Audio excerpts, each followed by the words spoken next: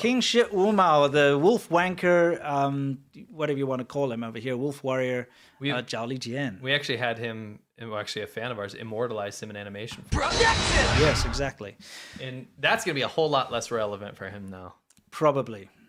As you all know, China adopted this wolf warrior diplomacy a while ago. Yes. They decided that this would be the best way to deal with the world is to insult them. Yes. That's all they do. So instead of being diplomatic, they're like, we're powerful now. Now it's time for China to call the shots around here. And we're just going to, criticize and attack anyone who says anything that hurts our feelings or whatever the case, And so that's what they've been doing. And Zhao Lijian's been kind of the spearhead, of all of this. He's the most well-known. Yeah, like the head of the spear, the point of the spear, I should say. I have a massive critique of mainstream media. I'm banning myself from saying that word. From any media coverage of this. Because what has happened is that Zhao Lijian has been demoted. Yeah, dude. He's been demoted because he was a foreign minister spokesman, right? He's the dude that goes out on behalf of the Chinese government and says, this is how China's foreign policy works, right? Yes. He's been demoted and put into a position, and I quote, into a position called what? I believe it's the Bureau of Oceans and Border. Okay. The Department of Boundary and Ocean Affairs. Okay, it's a big demotion here. Sure. Right? It's supposed to be a lateral move, like in terms of like CCP rank.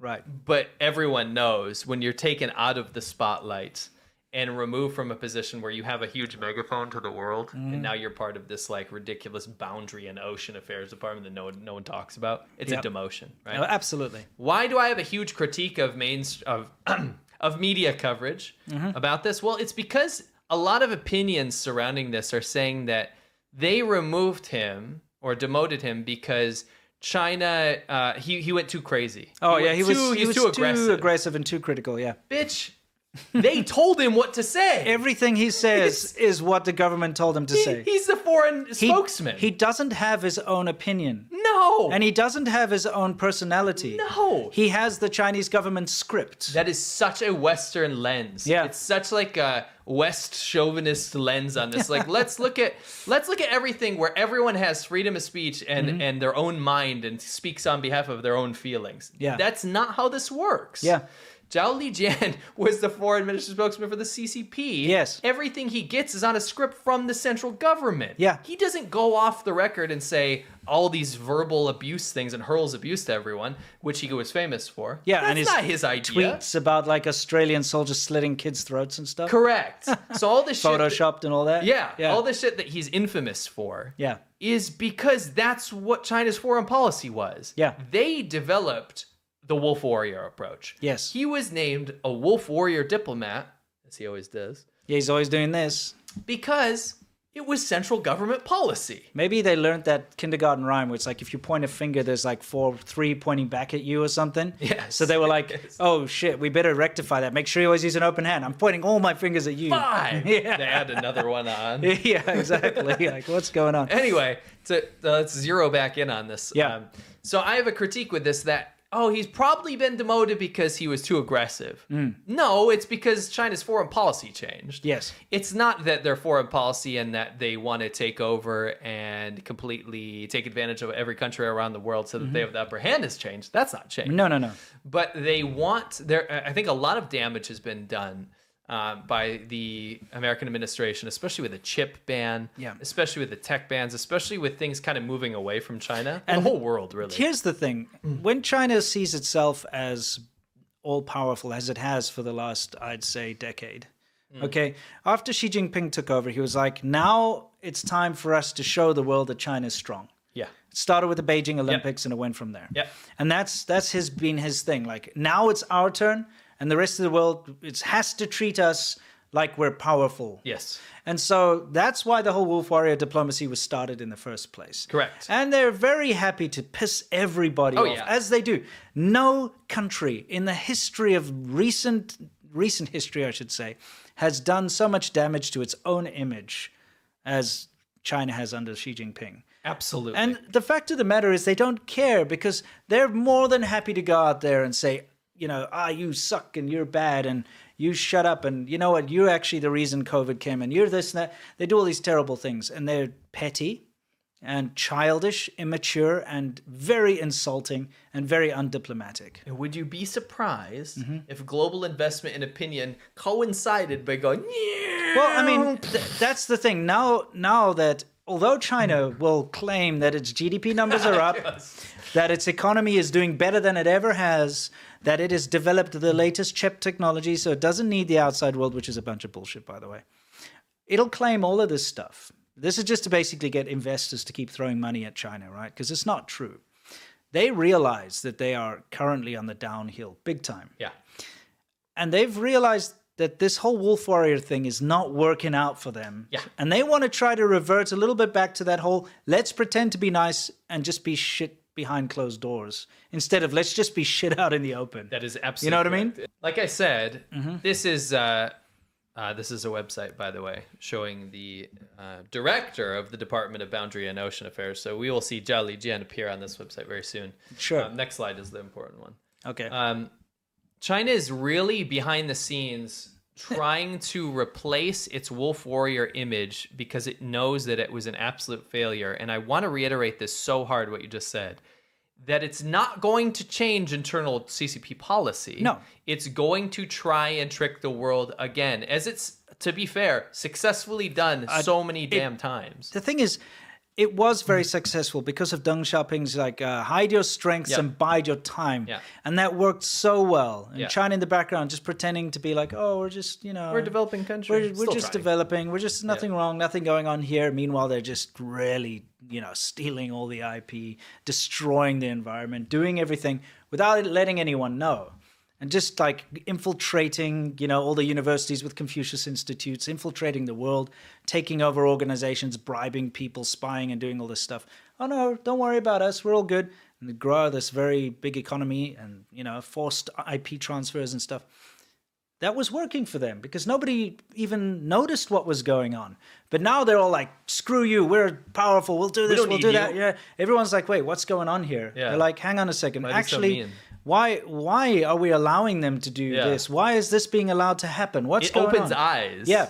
Right? And it changed the world. And so now they're not hiding their strengths anymore. Their strengths were now put out there and they were overstating their strengths as well. They dumped the clip is what they did. Yeah, exactly. They dumped the whole clip. And they jumped the shark, so to Yeah. speak. I mean, there they are with their military parades everywhere, threatening to invade Taiwan, threatening that you will face consequences, this or that, really blustering and doing their thing.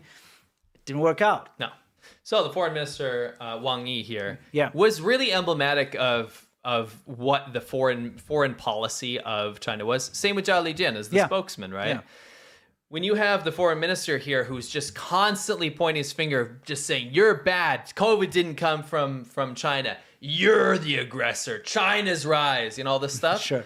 Then Xi Jinping, it's in line with exactly what Xi Jinping's cabinet wants to do. Yeah. Despite failure after failure, an investment tank after opinion poll tank, everyone pulling out of China saying, holy shit, we got to get out of here, right?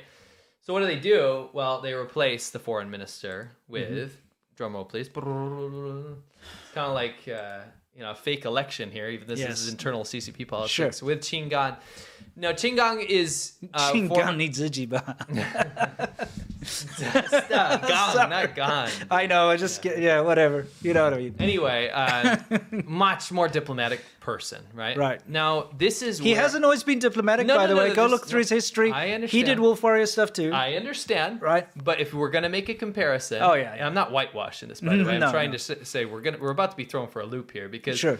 when you have a diplomatic ambassador that's not all over social media... Yes. By the way, China told them to go all over social media and run their mouths. This isn't their own idea. No, they were told to go on Twitter and post all this Wasn't their idea, provocative guys? shit. Yeah. Oh, Zhao Lijian's such a wolf warrior. The CCP always manages to get away with this. Yeah. Sorry if this is an aside, but they always manage to get away with pulling the wool over people's eyes and then in removing responsibility. Yeah, it's that person, or it's just these nationalists. Oh, it's just that local government. Because it's the Wuhan government screwed up, not the Chinese central government. It actually makes it look like China's government is semi-functional because it's like, yeah, we'd let this guy go on for a while, but he overstepped his boundaries, so we're going to replace him with this person. Yeah. And it's like, dude, you guys are reporting on this in like big media outlets, acting like it's his own volition that he was running his mouth and the CCP rectified the mistake. No. It was the CCP. At least with Wolf Warrior diplomacy, we could see what China's ambitions were on the forefront. And like the average person, the average Joe in Mississippi. Sure. We don't use Alabama anymore, I guess. Yeah. He's pulling up the newspaper, doesn't know nothing much about China. But what he does know It's how to make sweet tea. is how to make sweet tea, and also that China's being mean. Right. It's easy to see with Wolf Warrior diplomacy. Yeah. When you remove that element, it makes it look like, okay, that's not good. We're going to be diplomatic. We're going to be good now. Bullshit. Yeah. What you got is you got people like Qinggan, which is going to look like someone who's not unhinged. He's not all over social media running his mouth.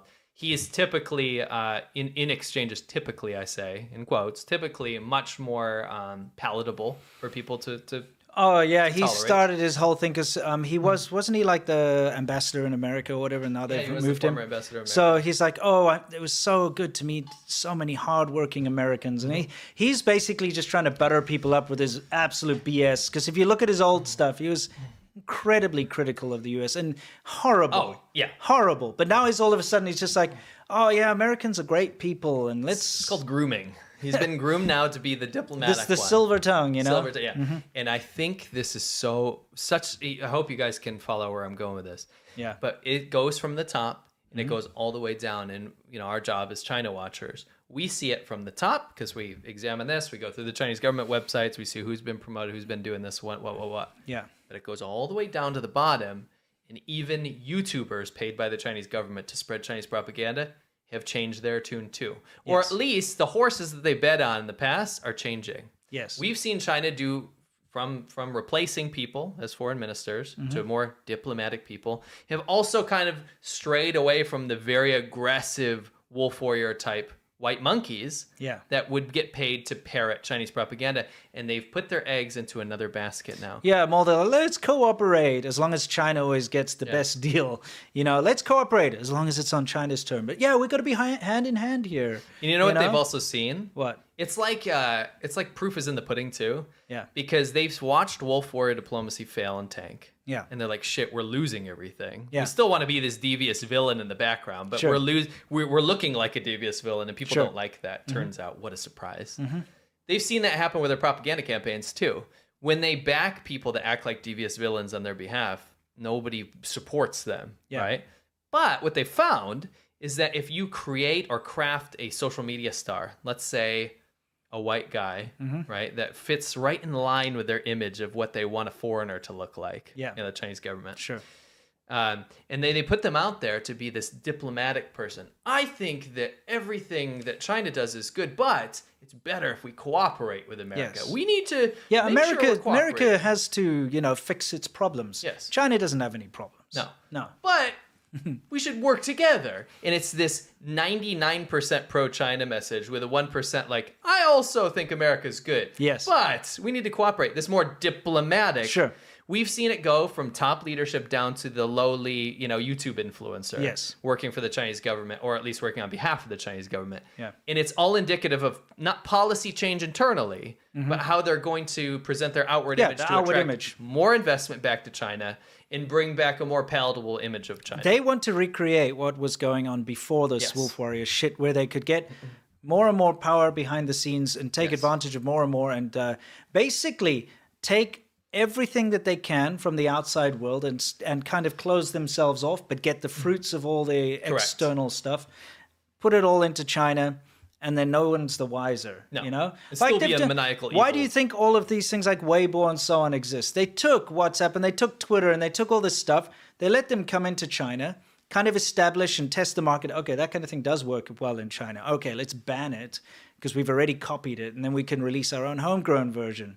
And then that's how it works. They did it with everything. Google Maps, Baidu Maps, the search engines, every single thing. They take advantage. They open up. They're like, hey, come, let's work together. People come in, they invest, they show them how it's done. They're like, oh, this is great. Now you're banned, get the hell out, and now we keep your technology and we just build it for ourselves. It goes further, too. Yeah. That makes it sound like it's some sort of nightmare capitalist scenario. No, because then when those copycats get too big, Alibaba, AliExpress, that kind of stuff, then the state takes it. Yes, it's like Uber nightmare. You know, like that Hungry Hippo game? Yeah, it's Hungry Hippo. And you just see like foreign IP and stuff goes... But then the hippos all get eaten by one giant hippo, and it's the CCP. Yeah. So anyway, I wanted to keep you guys in the loop here. I'm getting really bad vibes that not the media, but I think leadership, leadership in some countries will fall for China's silver tongue because it does benefit them to start investing again. Short-term investments always look good for economies, right? Yes. The returns on that stuff. Oh, dude, people dump all their retirement investment and stuff into China.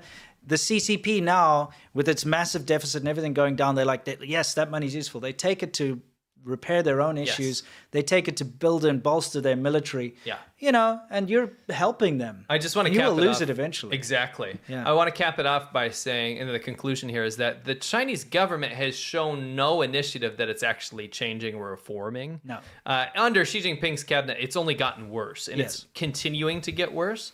So don't fall for it. Don't vote people in that are, what's it called?